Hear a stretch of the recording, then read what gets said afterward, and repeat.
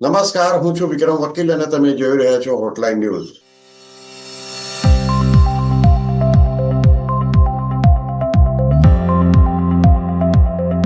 હંમેશા વિરોધ પક્ષનું કામ હોય છે કે જે સત્તા પક્ષોની ટીકા કરવાનું, અને આપણા દેશમાં તો ખાસ રીતે જોવામાં આવે છે કે ટીકા વ્યાજબી હોય કે ગેરવ્યાજબી હોય એ કોઈ જોતું નથી. ગુજરાતમાં હમણાં વિરોધ પક્ષ તરીકે કોંગ્રેસ અને આમ આદમી પાર્ટી છે. ખાસ કરીને કોંગ્રેસ વર્ષોથી વિરોધ પક્ષમાં છે અને કોંગ્રેસનું કામ છે કે ભાજપજી જે કોઈ નિર્ણય લેતો હોય, કેટલાક પોલિટિકલ એના જે કોઈ નિર્ણય હોય એની ટીકા કરવું, અંગત રીતે નહીં પરંતુ પ્રોફેશનલી ટીકા કરવાનો દરેકને હક છે.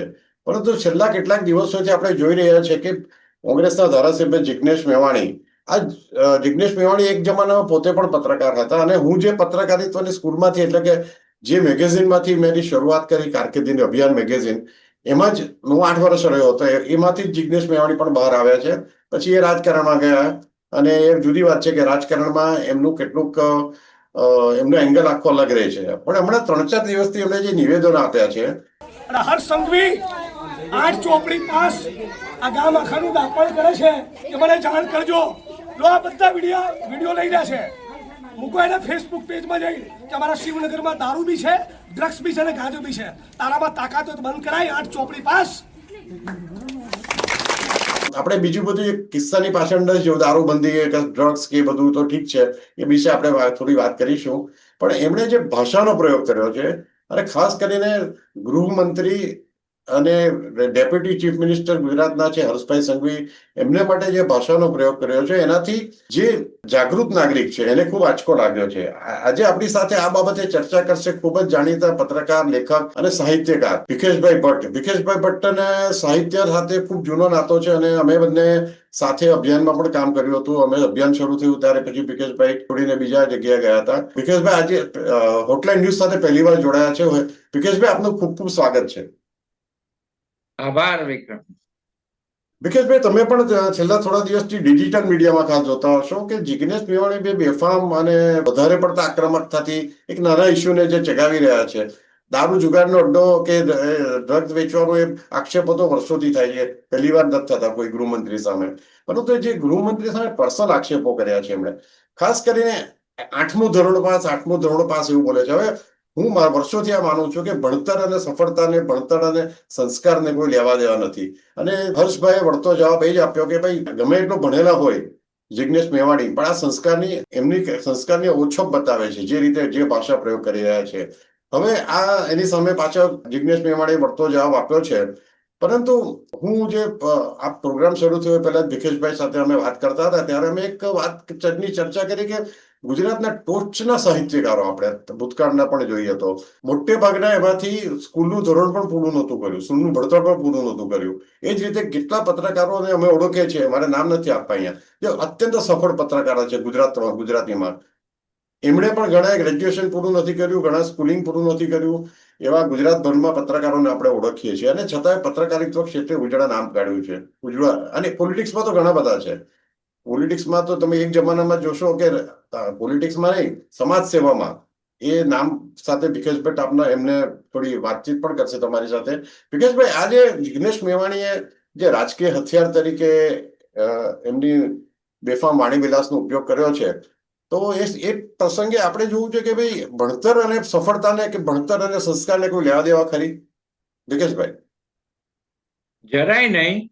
કારણ કે આપણી આસપાસના જીવનમાં આપણે આજ સુધીમાં અનેક દાખલાઓ જુદા જુદા ક્ષેત્ર, એવું નહીં કે માત્ર પોલિટિક્સ, પણ આપણે વેપારી સફળતા જેને મળી છે, દાખલા તરીકે ધીરુભાઈ અંબાણી છે, તો એ કઈ MBA થયા નહોતા કેમ્બ્રિજમાં જઈને, અને છતાં આજે ભારતના એમનું પરિવાર છે, એમનું જે સામ્રાજ્ય છે, એ આજે દેશમાં એક સફળ બિઝનેસમેન તરીકે ટોચ ઉપર છે, નંબર 1 છે.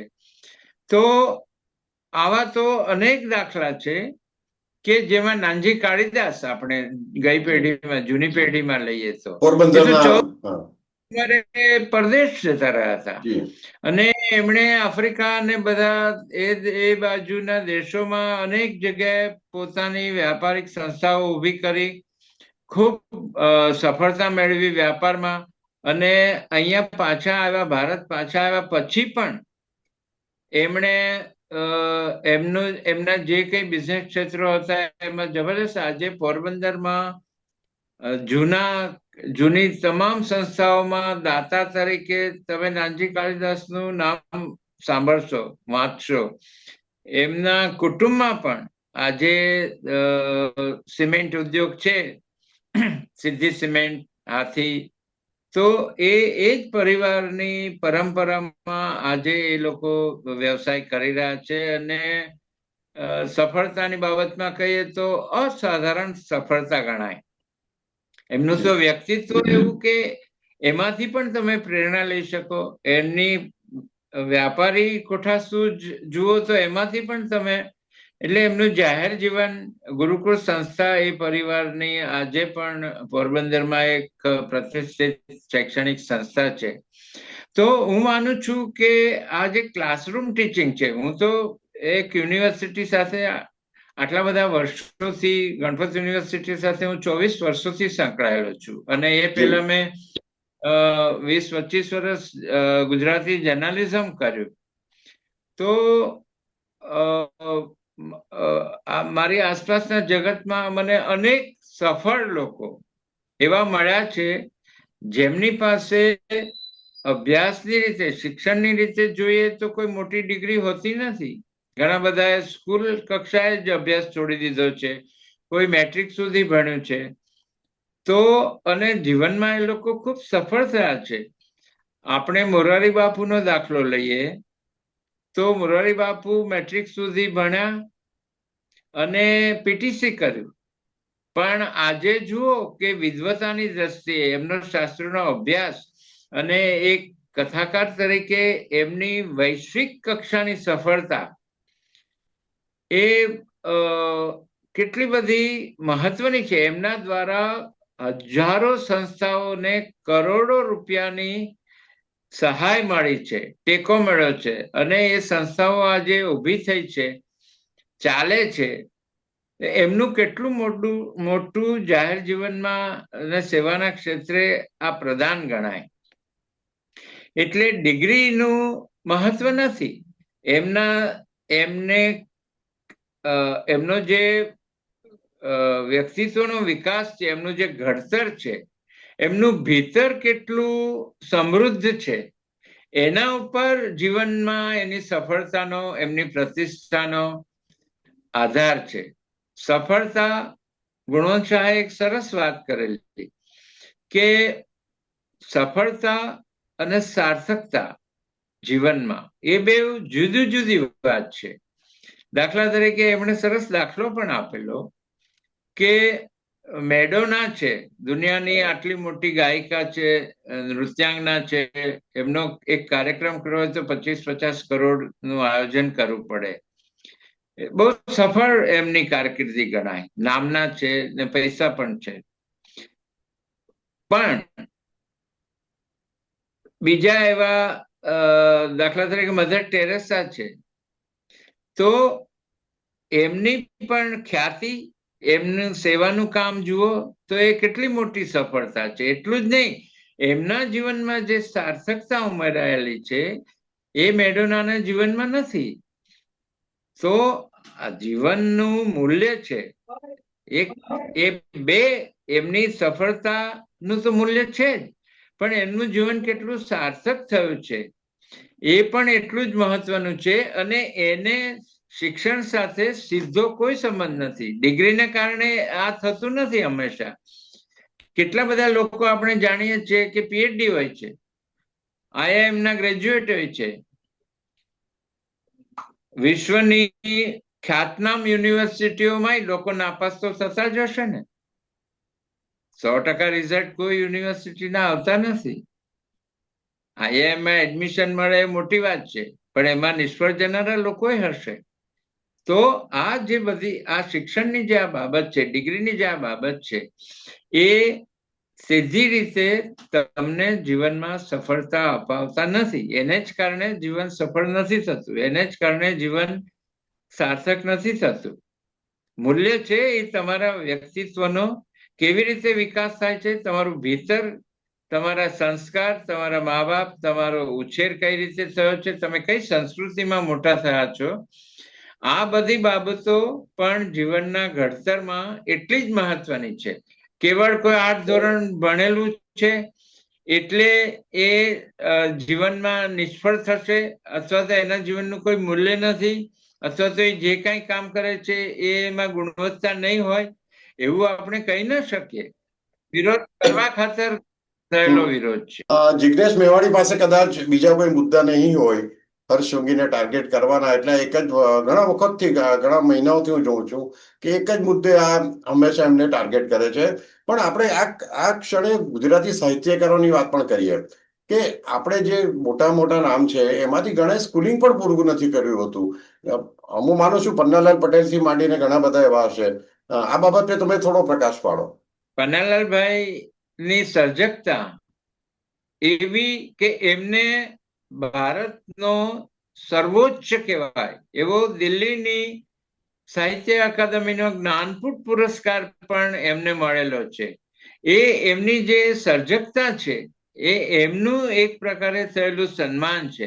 અને એમનું જે ફોર્મલ એજ્યુકેશન છે, ઔપચારિક શિક્ષણ, એમણે તો એ પ્રાથમિક કક્ષાનું જ છે, છતાં એની સર્જકતાને કારણે, એમની જે ક્રિએટિવિટી છે, એમનું જે ભીતર છે, જે જીવનના અનુભવોના કારણે સમૃદ્ધ થયું છે, એમની જીવનને જોવાની જે દ્રષ્ટિ છે, એમાંથી એમને જે એમની આસપાસના જીવનમાંથી જડ્યું છે, જીવનના જે મૂલ્યોને એમણે જાણ્યા, તપાસ્યા છે, એમાંથી એમણે ઉત્તમ કહેવાય એવી કૃતિઓ સર્જી છે. પન્નાલાલ પટેલ સિવાય પણ વિકેશભાઈ તમારી પાસે બીજા ઉદાહરણ બીજું ઉદાહરણ આપું વિક્રમ, કે મનુભાઈ પંચોળી, એમણે લોકભારતી સણોસરામાં વર્ષો સુધી સેવા આપી. એ મુખ્ય અધ્યક્ષ સ્થાને એ કરતા હતા, રણીધણી જેને આપણે કહીએ છીએ. એક યુનિવર્સિટી છે લોકભારતી સણોસરા. એમનું ફોર્મલ એજ્યુકેશન પણ એવું કોઈ મહત્વનું નથી, પણ શિક્ષણના જ ક્ષેત્રે એમણે હજારો વિદ્યાર્થીઓના જીવનના ઘડતરનું બહુ મૂલ્યવાન એવું કામ કર્યું. તો આવા તો આપણે પ્રમુખ સ્વામીનો દાખલો લઈએ તો પ્રમુખ સ્વામી એ એક આખું બાપ્સના એવા માર્ગદર્શક સંતરા કે આજે આપણે જોઈએ છીએ કે એમના દ્વારા, કેવળ એમના દ્વારા ઉભા થયેલા મંદિરોની સંખ્યા જોઈએ તો એ દુનિયામાં એમના સેંકડો મંદિરો છે જે એમની પ્રેરણાથી થયા છે. કેટલા બધા સંતોને એમણે દીક્ષા આપી છે અને એ દ્વારા એમણે સમાજમાં એક મોટું પ્રદાન કર્યું છે. જે બધું એમની ભક્તિનું જે સ્તર હતું, એમના વ્યક્તિત્વનો સૌથી મજબૂત પાસું જે છે એ છે એમની ભક્તિની કક્ષા, એમની જીવન માટેની નિષ્ઠા, એમની જીવન જોવાની દ્રષ્ટિ, ધર્મને સમજવાની અને લોકો સુધી ધર્મની વાત ફેલાવાની એમની જે ક્ષમતા છે, એમણે જે કામ કર્યું બાપ સંસ્થાના નેજા હેઠળ, એ અદ્ભુત છે, અનન્ય છે. એ જ રીતે આપણે બીજા નામ પણ આપી શકીએ સાહિત્યમાં. મને એક બીજું હમણાં ઉર્દુ સાહિત્યમાં, એટલે આમ જોવા તો કોઈ પણ આપણે ભાષામાં સૌથી મોટું, સૌથી સારું પ્રદાન જો ગઝલ ક્ષેત્રે કર્યું તો ગાલિબ છે. ગાલિબ પણ કદી સ્કૂલે ભણવા નહોતા ગયા. સાહિત્યના ક્ષેત્રે તો એવા ઘણા લોકો છે કે જેમનું ઔપચારિક શિક્ષણ તો નહીવત છે, પણ એમણે જે સર્જન કર્યું છે એમના દ્વારા એમની બહુ ઊંચી પ્રતિષ્ઠા થઈ છે અને એમના સાહિત્યને, એમનું જે સાહિત્યિક પ્રદાન છે, એમને સાહિત્યમાં બહુ ઊંચું સ્થાન મળેલું છે. એવા મરીઝ છે દાખલા તરીકે. જી, મરીઝ પણ બરાબર છે કે આપણે વડોદરા વાળા ગઝલકાર શું નામ, તો એ લોકોનું પ્રાથમિક શિક્ષણ તો એવું નથી કે પ્રાથમિક શિક્ષણ પણ એમને પૂરું કર્યું. અને છતાંય એમના સર્જનનું મૂલ્ય ઘણું ઊંચું છે. વાચકોના હૃદયમાં, પાવકોના હૃદયમાં એમનું બહુ ઊંચું સ્થાન છે. એ જ રીતે ભીખેશભાઈ, આપણે પોલિટિક્સમાં પણ ઘણા બધા છે, એટલા બધા છે કે આપણે એક બે નામ નથી લેવા. આપણા દેશના ઇતિહાસના અંગ્રેજો સામેની લડત ચલાવી ત્યારે જે નેતાઓ હતા કે ત્યાર પછીના સમયગાળામાં કોઈ પણ પોલિટિકલ પાર્ટીમાં કેટલા નેતાઓ આગળ આવ્યા, એમાંથી ઘણા બધા એવા હતા કે જેમણે 5મું કે 6ઠું ધોરણ ભણ્યા છે અને છતાં પણ એમણે બહુ મહાન સમાજ સેવા કરી છે, નામ રોશન કર્યું છે. તો હવે હમણાં જ આપણે જોઈએ તો ગોવિંદભાઈ ધોળકિયા આપણા ડાયમંડ કિંગ છે અને એમને પદ્મશ્રી એવોર્ડ પણ મળ્યો છે. એમણે જે સમાજ સુધારણાના, સમાજના કામ કરે છે, પોતે જાહેરમાં કહે છે કે મેં 6 ધોરણ સુધી જ ભણ્યો છું, છતાં એમને સાહિત્યની સૂઝ પણ એટલી બધી છે કે એ પોતે પણ બીજા સાહિત્યકારોને કે બીજા એમને ગાઈડન્સ આપી શકે છે, જે મોટિવેશનલ સ્પીકિંગ કરે છે. એટલે એવા ઉદાહરણ બી બીજા આપણી પાસે ઘણા છે વિકેશભાઈ. એમની ગોવિંદભાઈની જ વાત કરીએ તો ગોવિંદભાઈ અત્યારે જે ઝુંબેશ ચલાવી છે, અત્યારે એ બહુ મોટે પાયે ગીતા ઉપર કામ કરી રહ્યા છે કે વધુ ને વધુ યુવાનોને ગીતા સાથે જોડવા અને ગીતામાં જે જીવનનો બોધ છે, ધાર્મિક નહીં માત્ર, પણ જીવનનો જે બોધ છે એનાથી કેવી રીતે યુવાનો છે એ પોતાના જીવન જીવવા માટે એમાંથી શું મેળવી શકે, એના માટે એમણે અનેક શિબિરો કરી રહ્યા છે અને વધારેમાં વધારે યુવાનો જોડાય એના માટે એ લોકો બહુ મોટે પાયે અત્યારે કામ કરી રહ્યા છે. અને કોંગ્રેસની જ વાત કરીએ તો જગજીવન રામ એક એવો દાખલો છે કે એ કોંગ્રેસમાં છેક એક ક્ષણ તો એવી આવેલી કે જ્યારે એ વડાપ્રધાન પદના પણ ઉમેદવાર ગણાતા હતા. એટલી હદે એમણે રાજકારણમાં પણ એ ઊંચાઈ એમણે સિદ્ધ કરેલી અને એક ગામડામાંથી આવતા માણસ હતા અને એમણે કોઈ શિક્ષણમાં પીએચડી કર્યું કે કઈ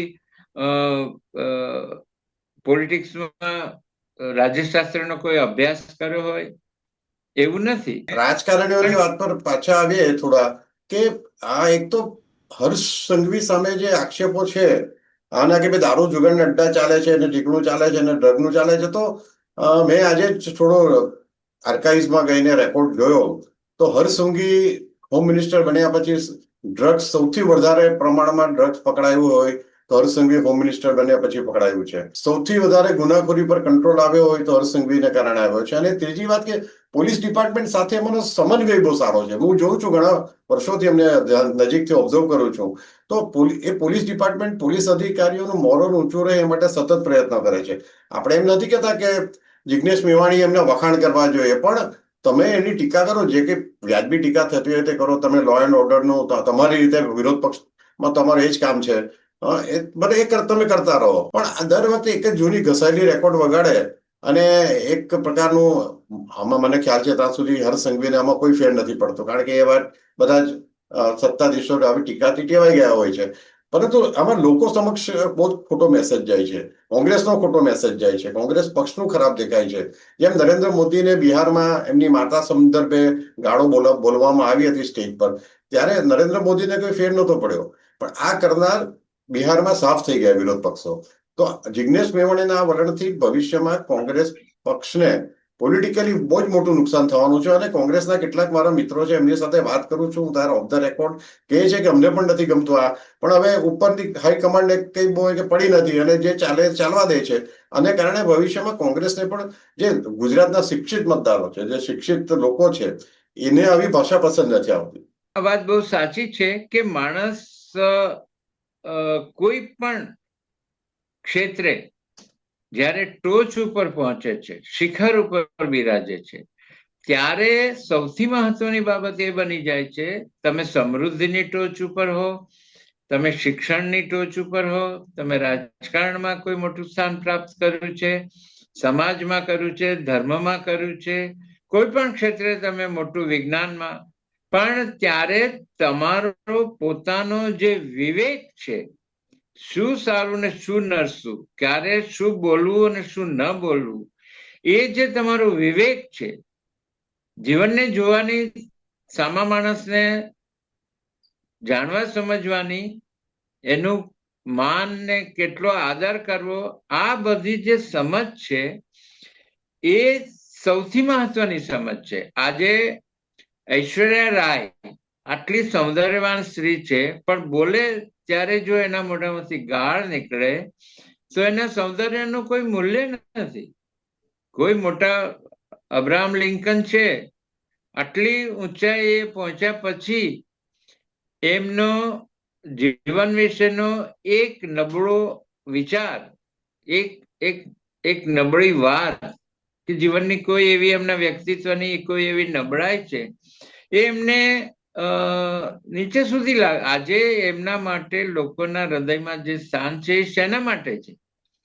એ એમના વિચારો, એમણે કરેલા કાર્યો, એમણે માણસ જાત માટે જે પ્રદાન કર્યું છે એ તો મોચી હતા.